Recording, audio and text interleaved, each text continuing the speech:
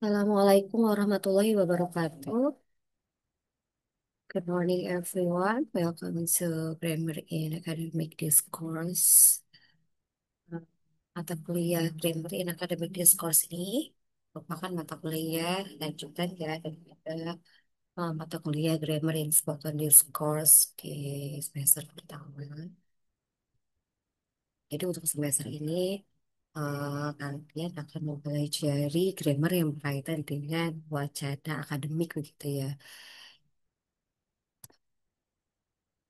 Baik, sebelum kita lanjut ke pengertian daripada grammar in academic discourse, let's start our discussion by reciting basmalah. Bismillahirrahmanirrahim.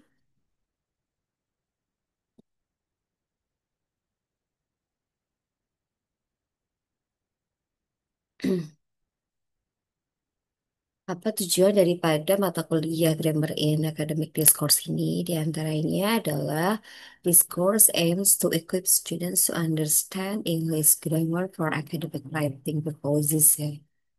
Ya, diharapkan setelah mempelajari mata kuliah Grammar in Academic Discourse ini, students mampu ya untuk memahami types of grammar yang ada pada wacana akademik ya.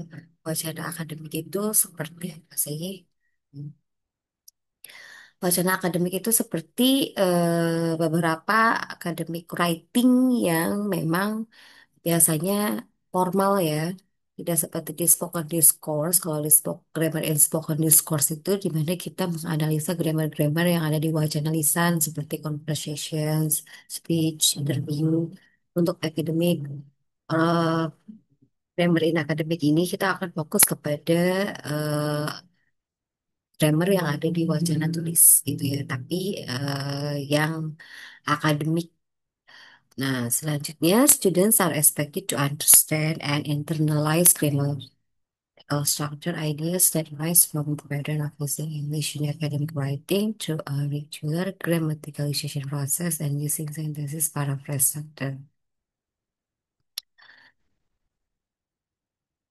Jadi diharapkan dengan mempelajari grammar in academic uh, through regular grammatical process dan using sentence paraphrase structures ini, students bisa memakai atau menggunakan grammar-grammar yang nanti akan tuliskan dalam academic writingnya mereka begitu. Jadi ketika kalian suatu saat membuat esai atau artikel atau misalnya juga mungkin tesis kalian, nah biasanya kan tulisannya pasti memakai grammar. Nah, grammar itu akan dipakai ketika kalian menulis beberapa academic discourse ya. Itu sangat membantu sekali karena eh, akademik grammar ini bersifat formal ya. Jadi tulisan-tulisan kalian yang memang itu academically biasanya akan terbantu dengan mengetahui, mengenal, dan juga mempelajari bahkan sampai bisa mengimplementasikannya dalam tulisan kalian gitu. Ketika kalian sudah tahu apa saja sih grammar-grammar yang biasa dipakai dalam academic discourse gitu. Capaian pembelajaran ini diantaranya at the end of the course, student are expected to be able to know the variety grammar used in academic writing ya. Yang pertama adalah eh, harapannya mahasiswa mampu mengetahui types of grammar ya. Jadi jenis-jenis grammar yang biasa dipakai dalam academic writing ya. Kemudian juga students are able to explain and distinguish the variety of grammar used in academic writing. Nah, student juga diharapkan mampu bisa menjelaskan, bisa membedakan penggunaan grammar yang dipakai dalam academic writing. Selanjutnya, students are able to make academic writing using good and correct grammar ya.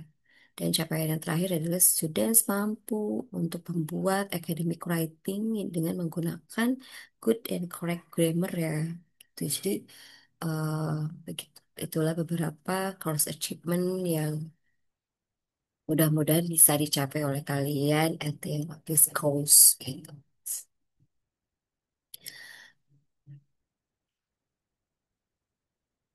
Discourse is a term used to explain the transfer of information from one person to another. Yeah.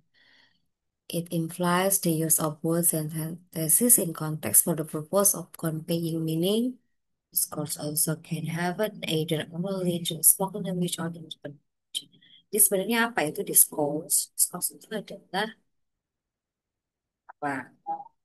Discourse itu adalah wacana ya, atau informasi yang sebenarnya bisa kita convey dari one person to another dan juga bisa kita sampaikan gitu ya, bukan hanya melalui written format ya, tapi juga bisa melalui spoken language gitu, atau bukan hanya melalui written language, spoken language juga bisa. Bahkan nanti mungkin ada lagi di semester selanjutnya grammar in multimodal gitu ya, banyak sekali diskursnya, bukan hanya spoken atau written, tapi melalui multi discourse begitu ya. Jadi informasi yang bisa kita sampaikan begitu. Nah, karena akademik grammar ini fokus di written discourse ya, maka kebanyakan eh, dalam akademik discourse ini kita akan membahas beberapa wacana-wacana tulis ya. Seperti apa sih? Nah, to be successful, the writer and the receiver must have the necessary skills for the delivery of informations. Writer must be able to write, and the reader must be able to read. Written discourse is often tied with genre or the type and structure of language used to imply goals and context within a specific subject matter.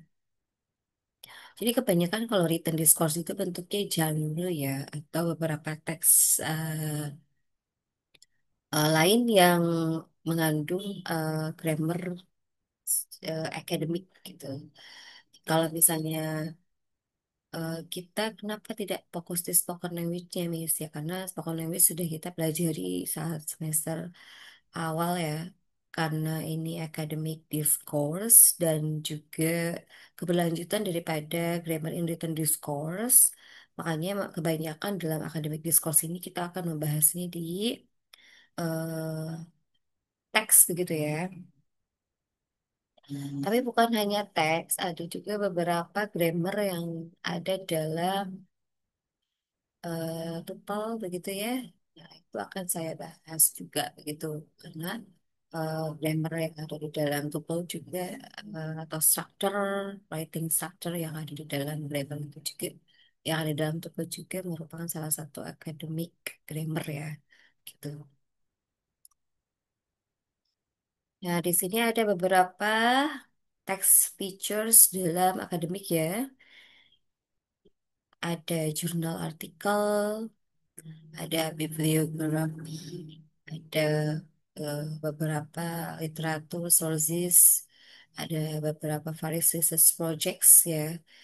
Nah, itu sebenarnya kalau kalian menuliskan research artikel atau jurnal, misalnya baca newspaper ya, akan sekali kalian melihat atau menemukan beberapa grammar akademik yang dipakai ketika menulis beberapa written discourse akademik tersebut gitu ya. Nah, sementara untuk mata kuliah saya ini tidak semua akan saya bahas ya karena kan begitu huge. Eh, Mungkin beberapa grammar yang akan dibahas untuk satu semester ini yaitu grammar yang biasa dipakai dalam penulisan thesis writing gitu ya, karena at the end you will also write your academic eh, research gitu ya. And then juga ada grammar dari genre yang ada dalam teks tuple begitu. Mungkin satu semester ke depan ya grammar-grammar tersebut yang akan saya bahas ya, karena dalam satu atau dua written discourse aja grammar itu sudah banyak sekali typesnya begitu ya. Nah, ini adalah beberapa grammar yang eh, akan kita pelajari begitu ya selama satu semester ke depan, dan bukunya sudah saya share di Google Classroom ya begitu. Jadi karena sudah ada bukunya, jadi saya tidak akan memberikan PPT ya, karena menurut saya mempelajari dari bukunya saja sudah cukup concise dan itu sudah diisi beberapa contoh, sudah ada formnya juga. Nanti setelah ini akan saya tunjukkan bukunya ya, dan sekaligus juga kita akan lanjut mempelajari meeting pertama ya, yaitu sentences with one clause ya. Nah, ini adalah beberapa materi untuk satu semester ke depan. Nah, di mana saya akan memperkenalkan terlebih dahulu satu-satu ya. Yang meeting pertama kita akan membahas grammar sentences with one clause. Nah, meeting kedua di sini ada present and past participle. Kemudian meeting ketiga di sini ada sentences with multiple clauses ya. Di situ ada banyak sekali types-nya ya di sini. Meeting keempat kita juga masih membahas sentences with multiple clauses sama sampai ke meeting kelima ya, karena banyak sekali di situ subset types of sentences with multiple clauses-nya. Kemudian di meeting 6 kita ada sentences with reduced clause ya. Nanti ada di reduced adjective clause, ada reduced adverb clause begitu. Nah, kemudian ada invert subject and verbs ya. Di meeting 9 juga sama masih berkaitan dengan invert. And then di meeting 10 kita ada subject verb agreement. Di meeting 11 kita masih verb agreement juga. Lanjut di sini meeting 12 itu ada grammar yang berkaitan dengan parallel structure, atau ini lebih ke written structure sih ya. Dan di meeting ke-13 ada problem with comparatives with superlatives. Ke-14 ada passive voice, problem with noun. Dan meeting ke-15 itu general exercise ya. Nah, hopefully you have already familiar with those types of grammar ya. Saya harap sih kalian mungkin sudah familiar dengan beberapa tema-tema yang ada di sini ya. Mungkin ada juga yang terlihatnya seperti kok kayaknya belum pernah saya pelajari Miss gitu, grammar-grammar ini hanya terlihatnya belum dipelajari ya, sejatinya sebenarnya grammar itu dari semester satu tuh sebenarnya sifatnya itu continue ya, continue dan biasanya berulang, hanya saja pemakaiannya atau penggunaannya grammar itu ketika di akademik bagaimana, ketika di spoken bagaimana, dan juga ada beberapa istilah yang belum kita ketahui, jadi kalian jangan takut terlebih dahulu ya, apa itu reduce adjective clause, apa itu inverb subject and verb with negatives, apa itu present and past participle misalnya, apa itu appositives gitu. Nah itu seiring dengan berjalannya waktu Insya Allah kita akan memahaminya bersama-sama begitu ya. Jadi nanti bukunya akan saya share ya begitu.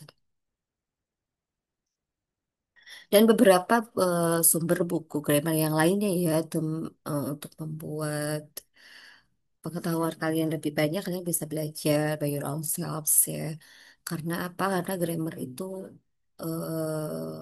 sangat kaya ya. Jadi ketika kita hanya belajar lewat video saja atau hanya rely on the teachers or lecturers explanation is sepertinya tidak cukup ya. So you can learn by your own selves. Okay, now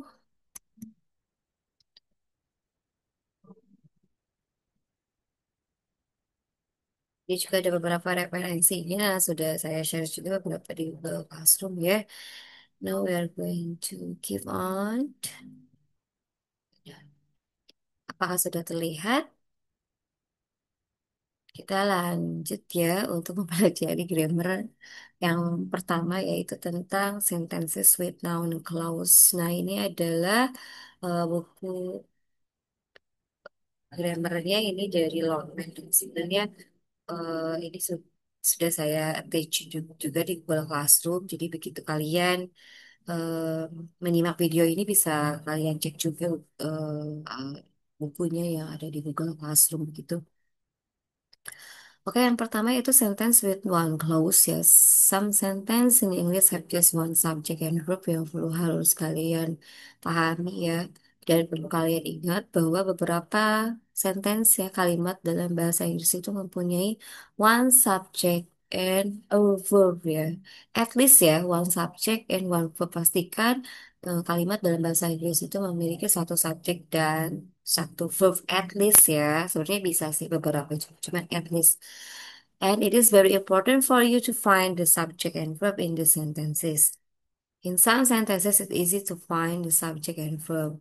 However, certain structures, such as object of preposition, appositives, and participle, cause confusion ya. Jadi dalam akademik grammar itu sebenarnya intinya kita itu hanya perlu fokus untuk mencari subjek dan verb. Tapi ada beberapa grammar yang berkaitan dengan subjek and verb ini seperti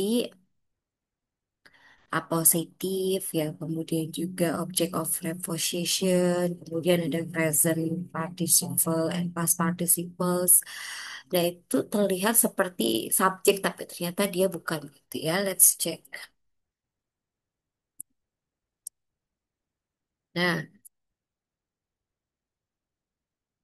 yang pertama atau skill pertama yaitu pastikan the sentence has a subject and verb ya. Pastikan bahwa kalimat dalam bahasa Inggris ya at least terdiri dari satu subjek and a verb ya. You know that a sentence in English should have a subject and a verb. The most common types of problems that you will encounter in structured questions are the two-fold tasks have to do with subjects and verbs ya. Ya, kebanyakan dalam text structure atau beberapa reading text dalam tuple ya atau dalam akademik read discourse ini kita bingung mencari subjek atau verbnya begitu ya. Nah, kalau misalnya kalian lihat di sini, contoh yang pertama, bla bla bla was picked up for miles on freeway.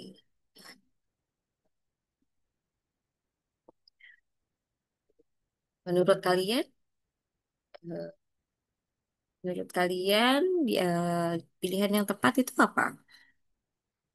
Bla bla bla was picked up for miles on the freeway ya. Syaratnya kan dalam kalimat harus terdiri dari at least ya, satu subjek dan juga satu verb. Nah, kalau misalnya kita lihat di sini kalimat was picked up for miles on the freeway. Apakah menurut kalian itu belum ada subjeknya? Kalau verbnya sepertinya sudah ada ya. Verbnya adalah was pick up or miles on the freeway ini complementnya begitu.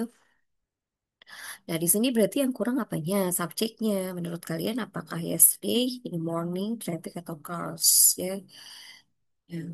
Sepertinya untuk yesterday in the morning ini kurang tepat ya karena ini adalah adverb of time di mana adverb of time ini eh, bisa saja kita taruh di awal, tapi kan ini belum memenuhi syarat daripada sebuah kalimat yang harus ada subjek gitu ya. Jadi ya untuk pilihan A sama B ini belum tepat ya. Kita lanjut ke pilihan C. Sebenarnya traffic ini bisa saja kita masukkan sebagai subjek ya, karena kebanyakan dari subjek itu biasanya noun ya, kata benda. Nah, tapi apakah traffic ini sudah sesuai dengan atau sudah paralel dengan kata kerjanya begitu. Nah, atau mungkin yang cars begitu ya. Cars juga sama kata benda. Apakah sudah paralel atau sesuai dengan kata kerjanya? Nah, kalau misalnya kita lihat di sini, traffic ini kan singular ya. Sementara verbnya adalah was. Was itu kan berarti singular ya. Was ini adalah past tense daripada is gitu ya. Dan ini juga pasti voice was back up gitu ya. Karena ini benda biasanya kata kerjanya itu pakai passive voice ya. Kecuali subjeknya adalah eh he, she, it, I, we, they gitu ya. Human atau misalnya animal itu biasanya kata kerjanya jadi aktif karena ini adalah benda yang jadi subjeknya makanya verbnya biasanya pasif. Nah, karena di sini kita lihat dari kata kerjanya ya, karena kata kerjanya ini adalah singular atau tunggal, lihatnya dari was-nya ini, maka pilihan yang paling tepat adalah yang C ya, traffic. Hmm. Traffic was backed up 4 miles on the freeway. Ya, kenapa yang cars belum tepat? Ya karena cars ini jamak. Dilihat dari mananya? Dilihat dari ada S-nya, gitu.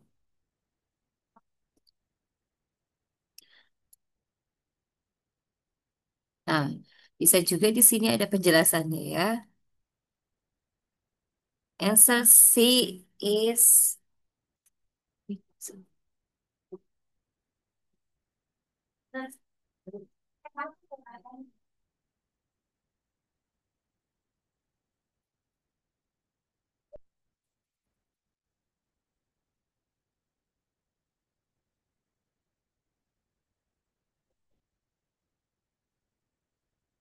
sorry.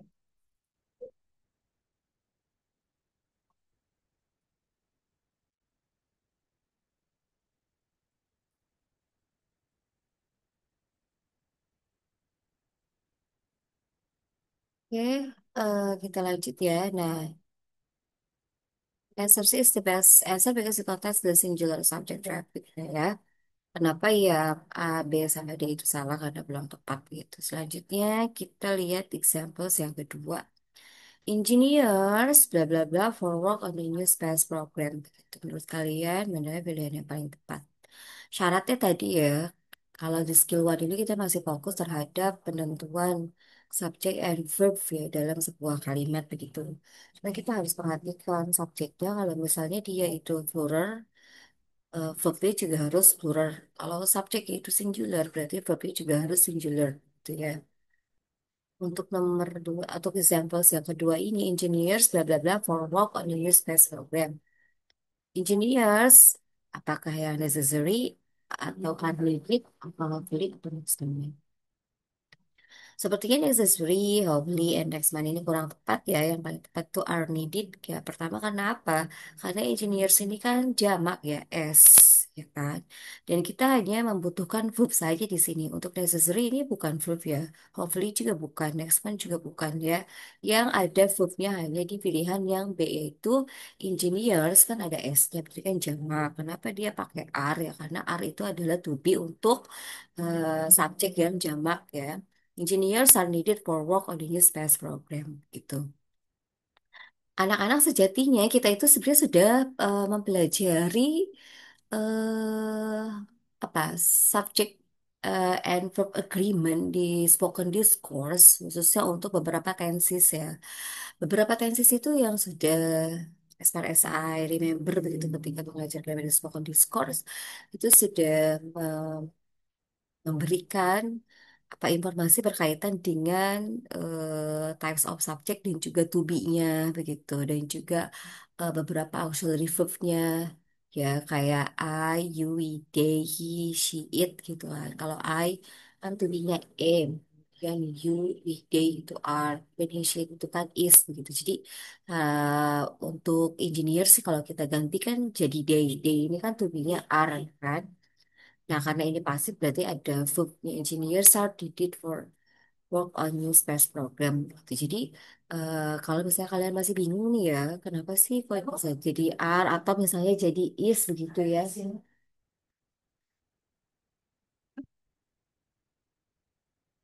Iya. Jadi nanti bisa kalian kalau misalnya lupa dicek kembali beberapa buku grammar begitu ya. Karena dalam grammar in akademik ini sejatinya kan follow up grammar-grammar yang sudah kita pelajari sebelumnya begitu. Jadi kalau misalnya kalian lupa para apa namanya pasang aja begitu ya pasangan daripada si subjek dan juga si to be ini bisa kalian cek kembali buku-buku yang sudah dipelajari atau beberapa buku grammar yang sudah saya share di Google Classroom begitu ya. Agar pembelajaran kita ini maksudnya eh, grammarnya grammarnya sudah masuk ke grammar intermediate atau advance, tetapi kita tetap juga mereview grammar-grammar yang basic begitu ya. Jadi harap dilihat-lihat kembali begitu ya. Sebenarnya ini sudah sering sekali kalian pelajari, kalian juga sudah familiar begitu ya. Jadi eh, jangan khawatir ya. Kayak tadi kan, kenapa sih dia R gitu ya? Karena engineer subjeknya kan plural ya. Jadi kita harus paralel antara subjek sama verbnya. Makanya di sini pakainya R. Let's check. Is the best. So B ya. R is the best. It is the best answer. In this example, you should notice immediately that the sentence has a subject engineer sentence. There's no verb here. Because answer B already is verb is the best answer. Gitu ya. Jadi yang lain bukan verb yang pertanyaan. And then examples number three ya. The boy blah blah blah going to the movies with a friend. The boy. Menurut kalian apa jawabannya? Apakah the boy ini kan subjek ya? Menurut kalian the boy ini singular apa plural ya? The boy singular ya. Kenapa dia the boy singular ya? Karena hanya satu ya.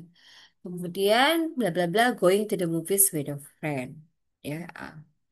Apakah the boy he is? Apakah the boy he always was? Apakah the boy is relaxing? Apakah the boy will be going? Nah, kalau misalnya kita pilih yang A, the boy he is going to the movies with a friend. Ini kurang tepat ya, karena the boy kan sebenarnya kalau diganti jadi he. Uh, Sepertinya kita tidak harus memasukkan he lagi begitu ya, karena nantinya jadi double subject kalau ada the boy, kemudian ada he lagi. Tuh. Enggak, ini kurang tepat. Selanjutnya the boy, he always was. Ini juga sama ya. Kalau the boy sudah ada, karena kita harus menggantinya menjadi he. The boy, he always was going to. Berarti nanti he sama the boy ini jadi double subject juga. Selanjutnya nomor C ya. The boy is relaxing going. Nah, the boy kan subjek. Sebenarnya kalau secara kasat, secara sekilas begitu ya, ini sepertinya betul gitu ya. The boy kan singular, ini kan is gitu. Apa ya yang membuat ini kurang tepat adalah relaxing-nya. Karena akan menjadi double verb ya. Karena di sini kan sudah ada going. Jadi relaxing is needed gitu ya. Kalau misalnya kita pilih yang C jadinya double verb, ada going ada relaxing gitu. So the boy will be, yang paling tepat adalah yang D ya.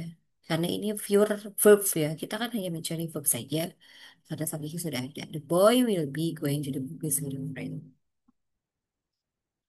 Well, nah sudah ada keterangannya di sini bisa kalian baca ya as I explained before. Gitu. Jadi untuk mengetahui inti daripada pembelajaran skill one ini adalah pastikan nih a sentence in English must have at least one subject and one verb. Untuk skill one ini kita hanya fokus untuk mencari subjek sama verb aja. Begitu ya, dan kesesuaian antara subjek dan juga verbnya. Kalau subjeknya singular ya verbnya harus singular, subjeknya plural ya verbnya juga harus plural. Dan bukan hanya itu saja, sebenarnya banyak hal sekali yang harus kalian perhatikan ya dalam pembuatan sentence in akademik kita gitu. Kalau misalnya kalian lihat exercise-nya supaya more comprehend begitu ya.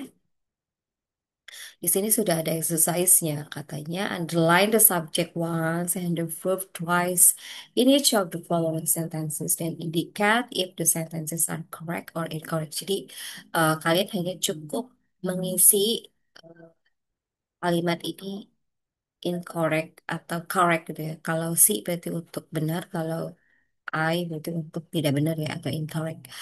Nah, sebelum kalian mencoba latihannya, saya juga mau memberikan examples lagi ya untuk yang number one and number two. Number one ini menurut kalian kenapa dia incorrect atau salah begitu ya? Coba kita cek. Last week, when fishing for trout at the nearby mountain lake. Nah, menurut kalian apa yang salah? Apa yang kurang? Last week ini kan interval of time ya.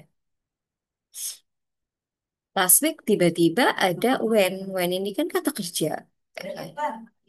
Fishing for trout at the nearby mountain lake ini adalah kata keterangan gitu ya.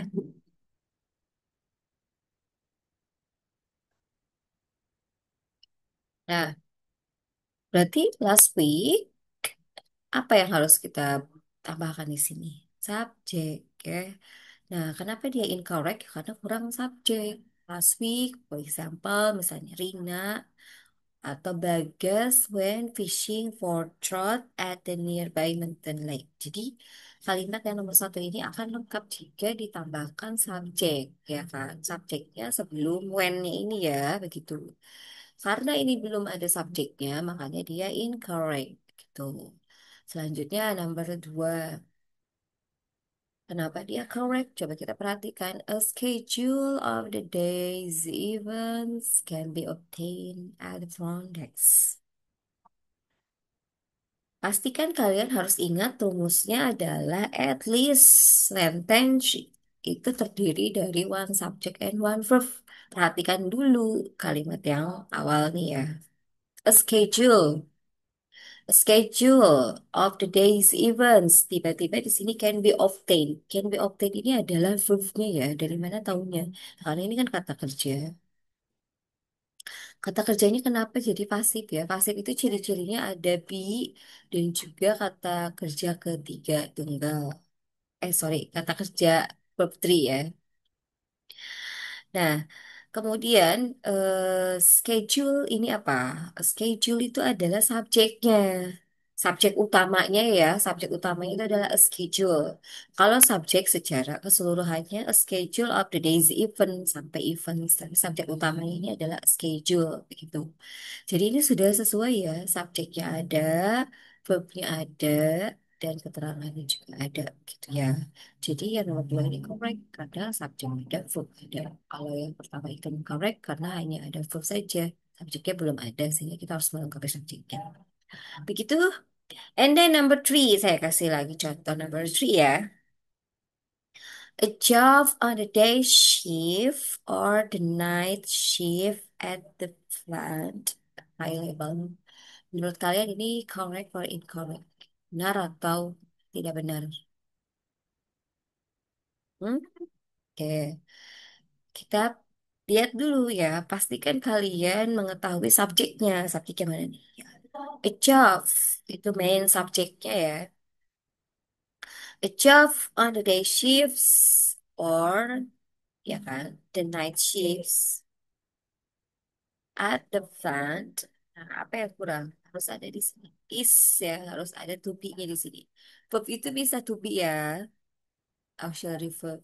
Jadi pastikan subjek sentence in English itu terdiri dari main verb.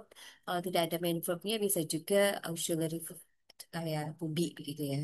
Untuk melengkapi sebuah kalimat tersebut. Nah, kenapa sih is miss harus di sini taruhnya ya? Karena a job ini kan singular ya. A job ya. On a day shift.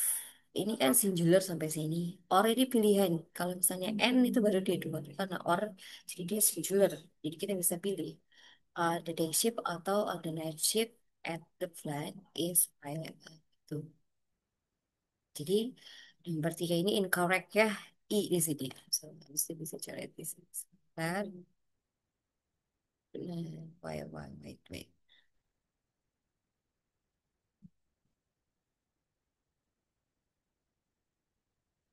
Ini incorrect ya. Sini harusnya ada is is available. Oke. Untuk nomor 4 dan nomor 10 saya harap kalian bisa melengkapinya. Ya,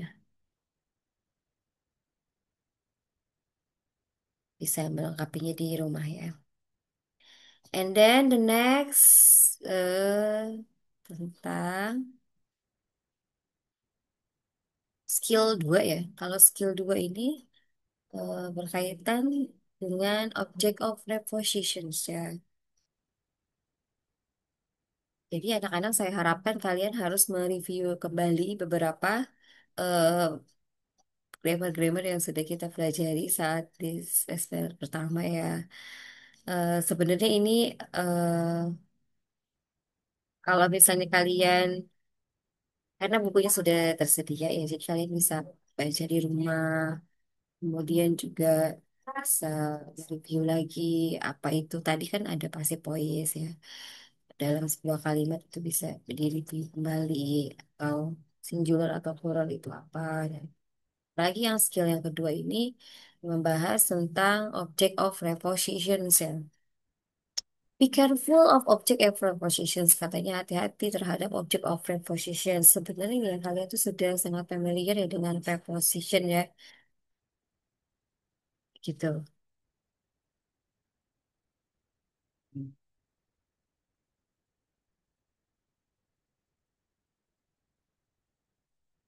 Nah, an object of preposition is a noun, ya. Pronoun, gerund, or noun clause that comes after a preposition. Sejatinya, objek of preposition ini adalah kata benda, kata ganti. Kemudian juga gerund atau noun clause yang datang setelah preposisi. Ya, untuk mengingatkan kembali apa saja sih preposisi itu? Preposisi itu diantaranya adalah in, at, of, to, by, behind, on, so on. Banyak lah. Bisa kalian cek kembali preposisi gitu. Nah, saya yakin sekali kalian ketika membaca beberapa artikel atau academic discourse lah ya, baik itu tesis, artikel, atau beberapa jurnal, atau beberapa esai begitu, sering menemukan beberapa kalimat yang sebenarnya itu kalian sudah familiar, cuma belum tahu begitu ya. Contohnya seperti ini. After his exam, Tom will take a trip by boat. Atau di dalam sebuah cerita atau narasi suka ada kan itu kan di discourse juga begitu ya, bahasanya juga kadang beberapa cerita-cerita juga formal begitu ya. After his exam Tom will take a trip by boat. Nah, coba kalian perhatikan subjeknya yang mana sih kalau misalnya ada kalimat seperti ini. After his exam Tom will take a trip by boat gitu. Sebenarnya di sini kalau kita lihat object of preposition itu kan tadi adalah gimana clause yang datang setelah preposisi gitu ya.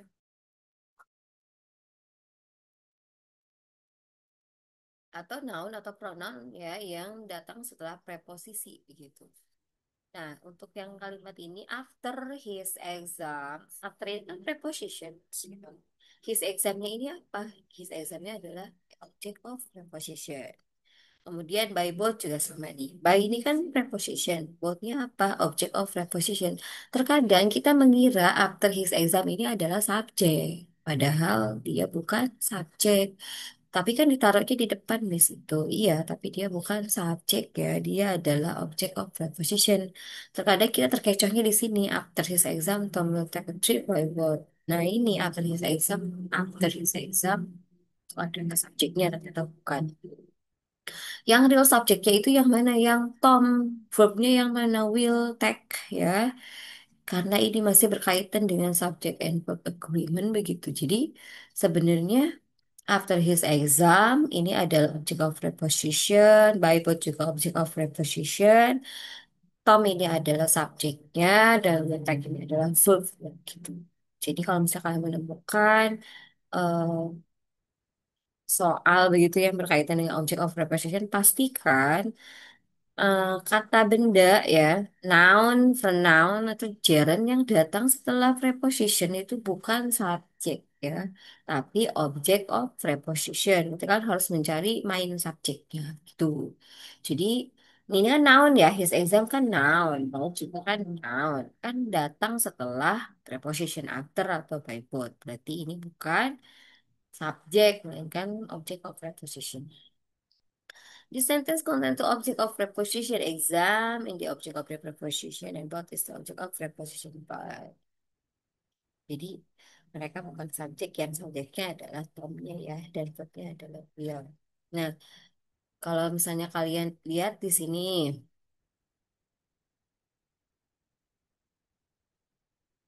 with his friend on the movie theater with his friend. Nah, menurut kalian mungkin secara sekilas ya, atau mungkin sebelum kita belajar begitu, with his friend itu adalah subjek ya. Tapi ternyata bukan ya. Kenapa? Karena with his friend ini adalah object of preposition. Jadi kalau object of preposition itu bukan subjek. Tahu dari mana itu object of preposition? Tahunya dari with. With ini kan preposisi. Dan noun kata benda yang datang setelah preposisi ini bukan subjek, tapi object of preposition. Berarti kalimat ini belum lengkap ya. Apa yang kurang? Subjeknya. Kenapa? Karena di sini sudah ada kata kerjanya found, kan? Found ini kata kerja, berarti kurang apa subjek? Let's check. Apakah with his friend has? Apakah yang B? Apakah yang C? Apakah yang D? Ya. Yang paling tepat adalah yang B, karena kita di sini hanya membutuhkan subjek with his friend. With his friend, he found the movie theater ya. Kalau has salah, nanti jadinya double verb. Letter juga nanti jadinya belum ada subjeknya. When juga sama, yaitu question word dan when with his friend, when found the movie itu malah jadi menimbulkan pertanyaan lagi begitu. Jadi yang paling tepat adalah yang he ya, karena itu adalah subjeknya. You can read the explanations here ya, kenapa eh yang tepat itu adalah jawaban yang B ya, karena kita hanya membutuhkan subjek katanya begitu. Nah, di sini adalah formnya object of preposition ya. Di sini sudah jelas bahwa a preposition is followed by a noun. Jadi kata depan yang diikuti oleh noun, pronoun, gerund, or noun clause ya dikenal sebagai object of preposition. If a word is an object of a preposition, is not the subject. Nah, pastikan kalian memahami eh, statement yang ada di dalam tab kotak-kotak ini yang tadi di atas itu karena itu adalah main utama dari pembelajaran setiap skillnya ya. Katanya kalau preposisi yang diikuti noun, pronoun, dan clause itu bukan subjek, is not the subject, melainkan object of the preposition. Jadi kita harus cari subjeknya gitu ya. Exercise 2. Sama ya exercise 2 ini kita hanya perlu menuliskan apakah itu correct atau incorrect gitu. Number one, kenapa dia correct ya?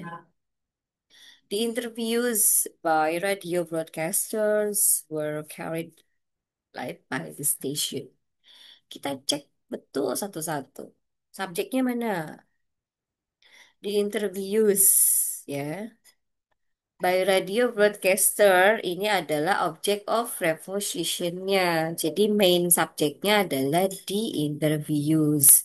Setiap subjek ya kan harus paralel dengan verbnya. Kenapa dia verbnya jadinya were? Kita lihat subjeknya. Subjeknya ini kan ada S-nya, berarti dia jamak juror ya. Kalau di interview saja, berarti kan satu singular. Pasti di sininya was, bukan were. Karena di interview ini ada S. Nah, jadi di interview was, jadi kita harus sinkronkan dengan verbnya, yaitu were carried ya. To be-nya were karena ini past tense, pas karena ini sorry, karena ini passive voice. Jadi eh, biasanya diikuti oleh verb ketiga. Kalau subjeknya itu abstract noun ya.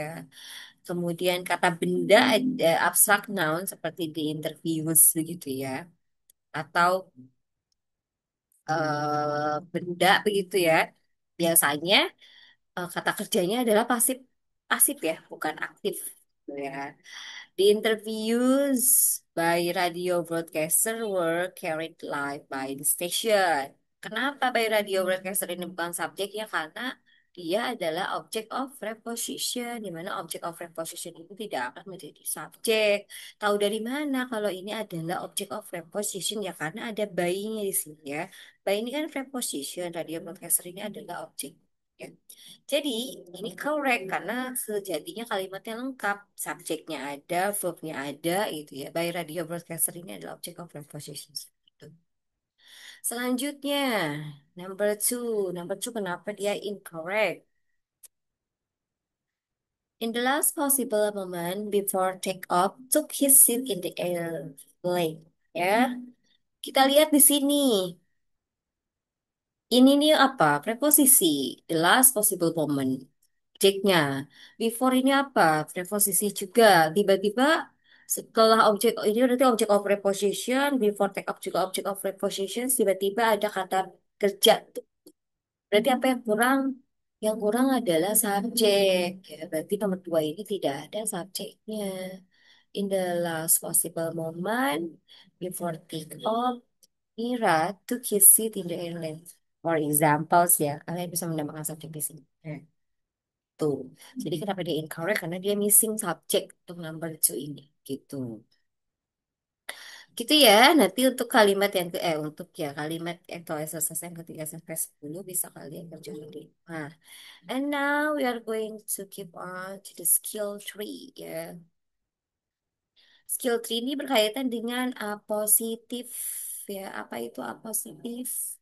Nah, positif juga bisa menimbulkan kebingungan. Instructor question sounded to full taste because positive can be mistaken for the subject of a sentence. Masih ya, karena skill satu 2 3 ini kita sebenarnya masih membicarakan atau membahas agreement antara subject and verb gitu ya. Cuman dia formnya banyak. Ada yang bentuk object of preposition, ada yang apositif, yang kadang kita kira itu subjek ternyata bukan begitu ya. Nah, untuk apositif ini juga sering mengecohkan pemahaman kita gitu ya terhadap sebuah kalimat karena apositif itu juga adalah noun that comes before or after another noun and has the same meaning gitu ya. Dia itu sebenarnya kata benda yang sebenarnya fungsinya untuk mengemphasize atau mengkonfirmasi daripada si subjeknya sih. Kalau kalian ingin lebih jelasnya kita lihat di sini contohnya Sally, it should be the subject ya kan? Sally harus jadi subjek kan? Sally, the best students in the class, get an A on the exam. Sally, ya. Sally ini subjeknya ya. Pastikan setiap kalimat bahasa Inggris ada verb nih. Kita cek dulu Sally, verbnya mana ya? Oh, ini verbnya adalah got. Kemudian ini apa? The best students in the class. The best students in the class ini kalau secara bahasa Indonesianya begini ya. Sally yang mana? Itu ya the best students in the class mendapatkan nilai A dalam ujian. Terkadang kita suka seperti itu kan, misalnya.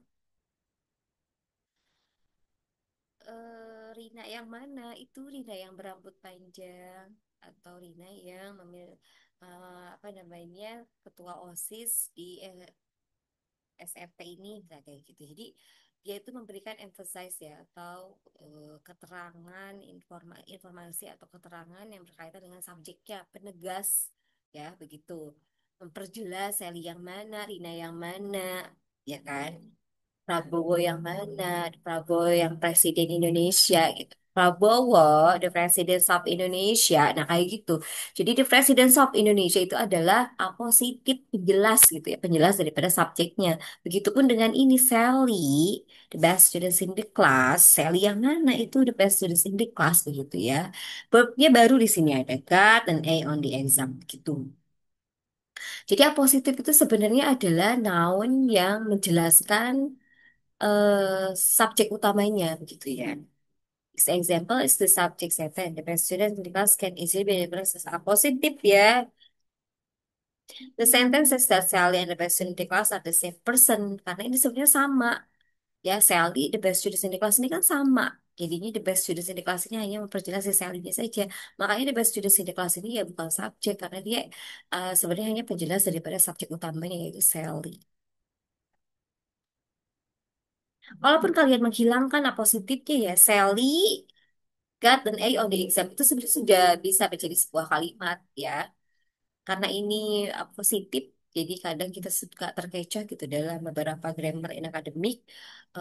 Karena biasanya dalam reading text ya, kalau kalian baca reading text yang akademik itu kebanyakan kalau kita belum bisa mempelajari Kalau kita belum mempelajari apositif, object of preposition, kita kira itu adalah subjeknya, tapi ternyata bukan ya. Dia itu adalah object of preposition, dia itu adalah apositif, yang sebenarnya hanya penjelas daripada subjeknya begitu. Sebenarnya kalaupun kita mau menghilangkan apositifnya bisa, Sally got an A on the exam gitu aja. Tapi karena ini adalah academic academic discourse begitu ya, yang sebenarnya penjelasannya harus detail begitu. Kalau kalian baca Jakarta Post atau misalnya baca beberapa esai atau artikel begitu ya, kebanyakan kalimat-kalimat seperti ini ada apositifnya, ada object of prepositionsnya, karena kita bingung ya mana sih main subjeknya.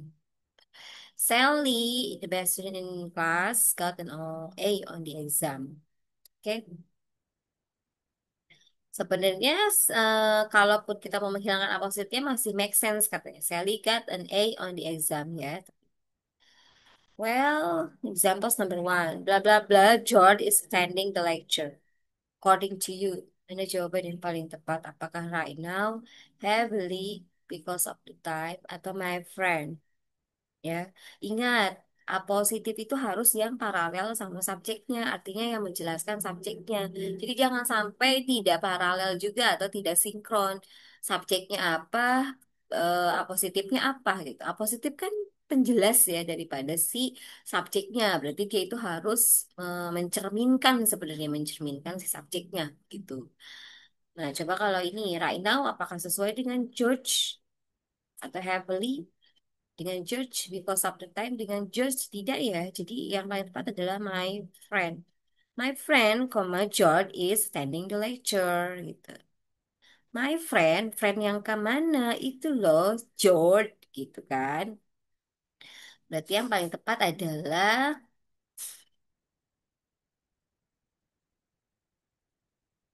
my friend ya.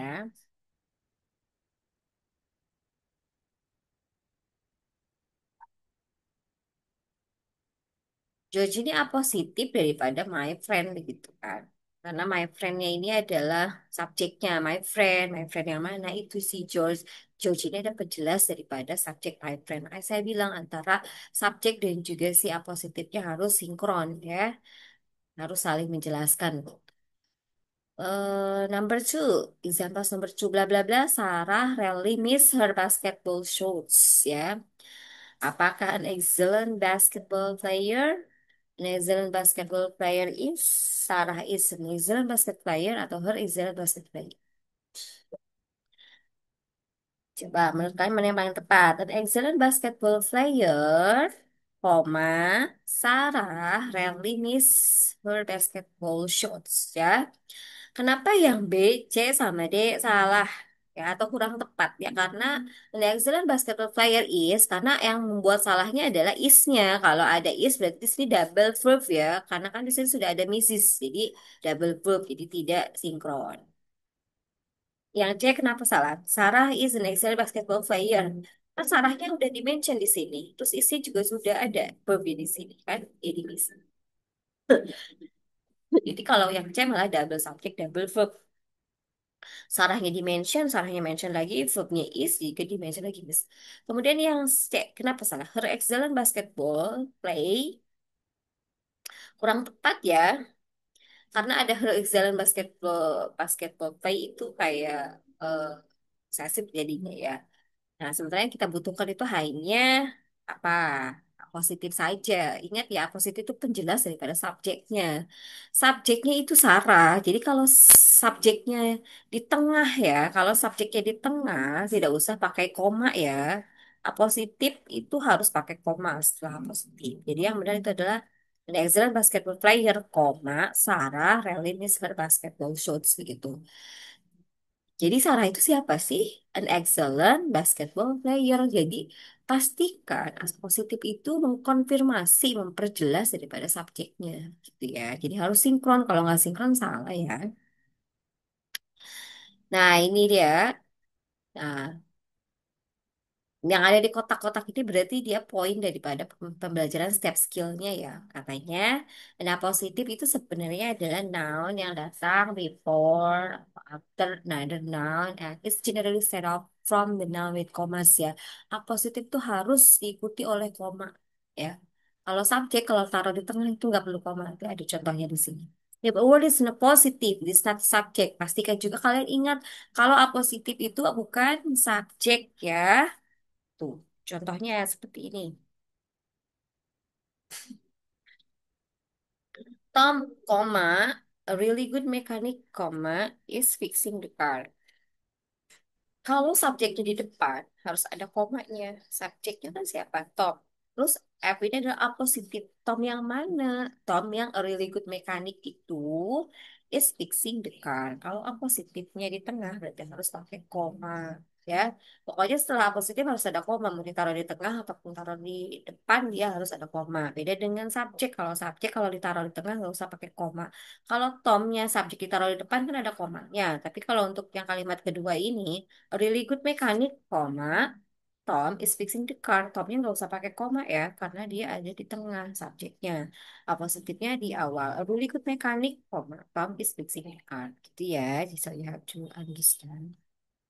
Pastikan betul penempatan koma harus tepat. Selanjutnya, exercise 3. Number 1. Kenapa dia correct? Coba kita cek the sons of the previous owner. The son of the previous owner, the new owner, is undertaking some fairly broad changes in management house. Ini benar karena apa? Ayo, karena sudah tepat ya, the son of the previous owner ini adalah positif. Positifnya di depan, berarti ada komanya. Kemudian subjeknya yang mana? The new owner. The new owner. Jadi the sons of the previous owner ini adalah penjelas daripada subjek the new owner. The new owner yang mana itu loh, the son of previous owner. Oh, is undertaking some fairly broad changes in management policy. Ini kenapa coba tidak pakai koma? Ya ini mengikuti rumus yang ini. Kalau subjeknya di tengah, dia tidak usah pakai koma. Apa subjeknya di depan, ini apa subjeknya di depan, dia pakai koma. Ya. And then number 2, why is it incorrect? Kenapa dia incorrect? Karena last semester, a friend graduated cum laude from university. Ya. Kenapa ini incorrect? Karena tidak sinkron ya antara apositif sama subjeknya. Last semester ini apa? Adverb of time kan, ya kata keterangan waktu dia menunjukkan last semester. A friend ini kan maksudnya eh, manusia begitu ya. Apakah ada sinkronnya? Yang last semester kan tidak ya begitu. Jadi ketidaksinkronan antara apositif dan juga subjek itu juga bisa menimbulkan kebingungan dalam menjawab structure ya. Kalau verbnya dia sudah ada graduated betul. Berarti karena ini last semester dan friendnya tidak sinkron, akhirnya dia menjadi incorrect betul. Untuk nomor 4 dan nomor 10 kalian bisa eh, selesaikan di rumah ya. Itu saja untuk hari ini ya dari skill 1 sampai skill 3 bisa kalian pelajari nanti untuk skill selanjutnya dari 4, 5, 6 begitu ya. Eh, if you have any questions or bisa kalian tanyakan nanti di Google Classroom kita bisa ada diskusi di situ ya. Kalian tanyakan saja di situ. Jika ada yang masih belum paham atau misalnya mungkin pelajari lebih lanjut, ada beberapa buku grammar yang sudah saya attach di Google Classroom dan juga ada beberapa link video yang berkaitan dengan grammar grammar in academic discourse. Thank you so much for today. Response by Hamdallah. Assalamualaikum warahmatullahi wabarakatuh.